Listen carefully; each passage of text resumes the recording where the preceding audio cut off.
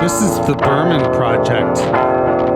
Hey, it's JD here, back for another week of being introspective and reflective about my personal journey through grief, loss, and the path to mental wellness, all the while lubricating my soul through the music and art of the late indie rock icon, David Berman. So there's that. How are you doing? How's everybody faring out there? It's a tough slog. It's been exceptionally tough for me. I ran out of my meds. I'm not sure if I talked at all about this in the previous episode, but I'm on a cocktail of mental health drugs, and I ran out of 3 of them for 3 days. And on the 3rd day, I rested. I had to keep my head down. I was going through massive withdrawal, and it just was not a good place to be at all. It was pretty ugly, in fact. And I wonder if that's what started the spiral downward that I experienced missing out on the Mulaney concert and, the Pavement backstage goodness. So, it's incumbent upon me to not run out of drugs that I so greatly realize now I need. But sometimes it's easier said than done. I don't know whether I was just tempting fate, thinking that maybe I could step away from them and I could medicate with something else. But boy, it did a fucking number on me. And yeah, I was pretty excessive with the beer and the edibles over the last week or so, more than I should have been. Certainly. I think that it's a problem. And I got to vanilla ice this bitch. And so today is, day 2 of nothing. And it's really hard to step into these shoes and not be a little inebriated. I won't lie to you. I've set a precedent now that when I do this podcast, typically I'm high. And it's hard to navigate this world that I am existing in and simultaneously creating through the podcast. I don't know what else to say about that other than I'm going to try to do better. And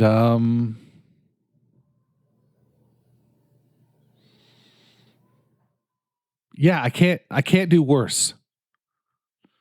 I don't think I can do worse than I've been doing. So there's that. I didn't get into the podcasting game to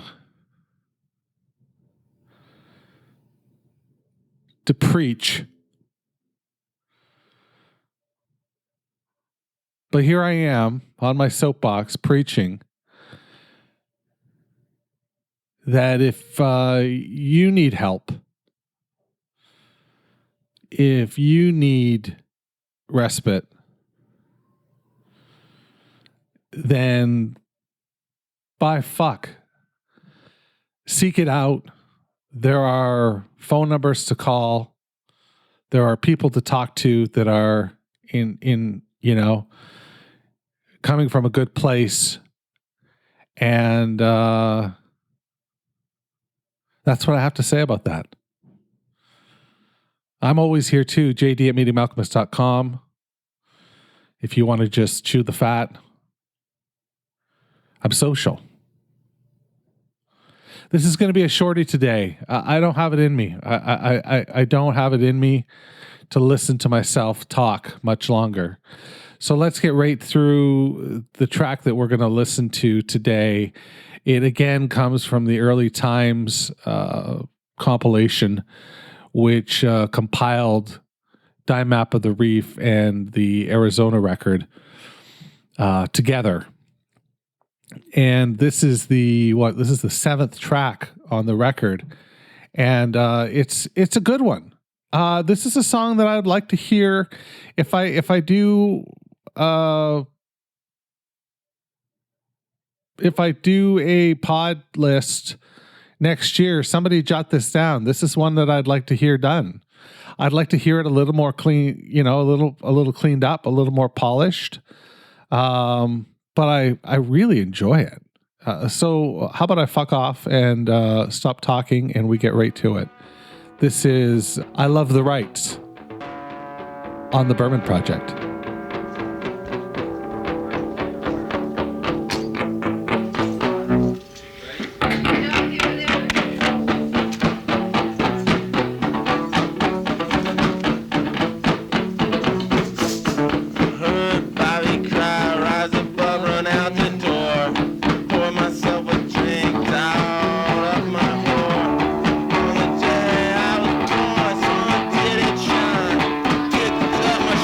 Well,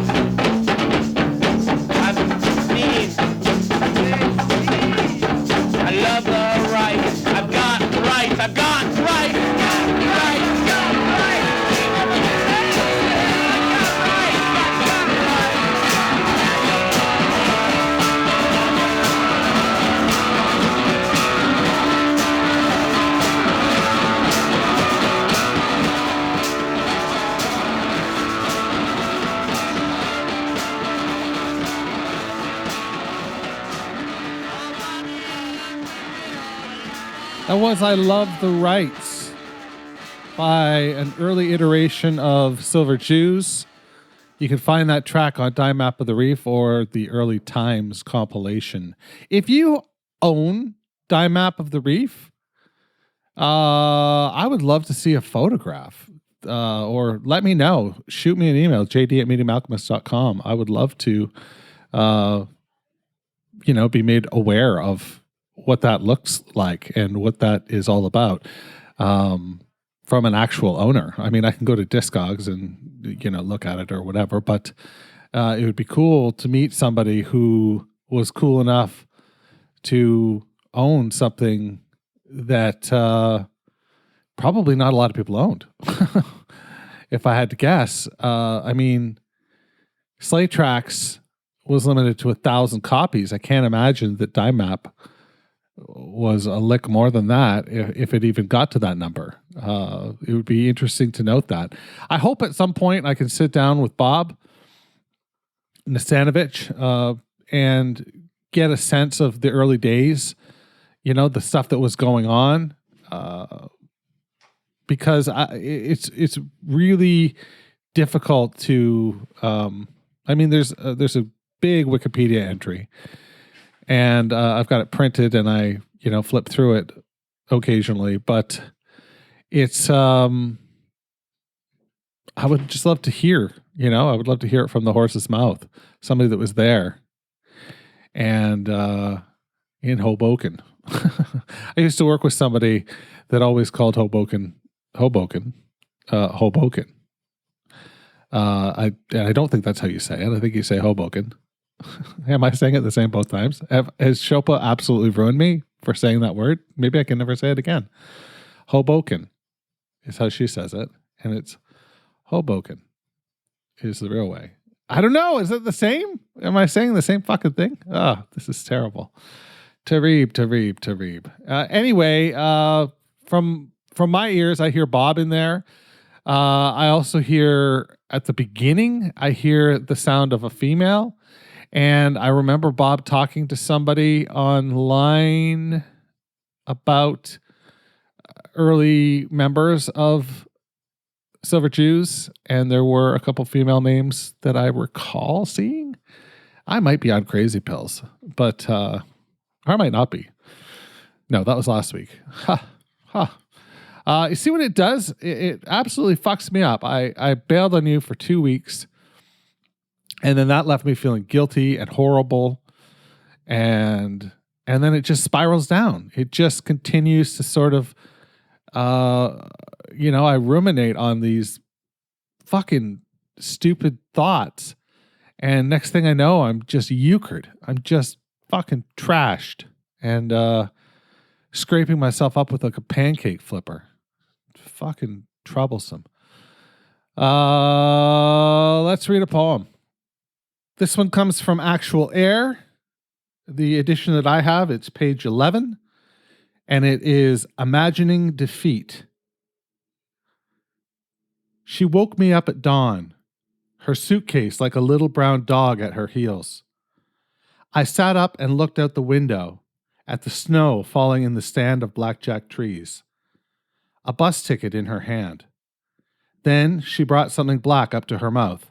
A plum, I thought, but it was an asthma inhaler. I reached under the bed for my menthols, and she asked if I ever thought of cancer. Yes, I said, but always as a tree way up ahead, in the distance, where it doesn't matter. And I suppose a dead soul must look back at that tree, so far behind his wagon, where it also doesn't matter, except as a memory of rest or water. Though, to believe any of that, I thought, you have to accept the premise that she woke me up at all. That's Imagining Defeat.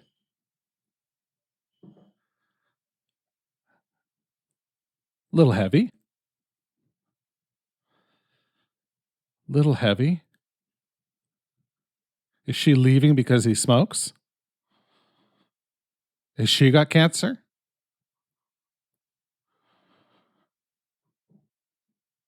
I love the blackjack trees. I think that just rolls off the tongue in a lovely way. Again, it's not written. It's written in lines of. It's written in stanzas of two. There's no real structure, it's, which is fine, which is totally fine because it's lovely. Why did he think it was a plum? Is this their first interaction?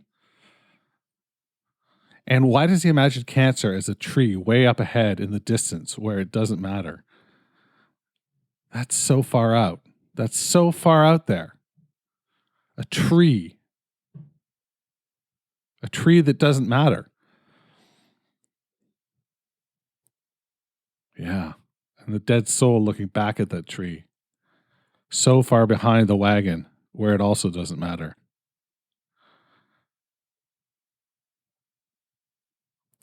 Yeah, I don't know, guys. I've got very little to give. This is real life. I'm fucking cracking. I'm a little crackerjack here, and this is real life, and it sucks right now. So there's that. Wash your goddamn hands. The Berman Project is a production of Douvra Podcasts and Such. You can find out more about the show at www.thebermanproject.xyz. That's right, I'm fucking Canadian. I'm also social. Find me on Twitter, Instagram, and all the rest at Berman Project.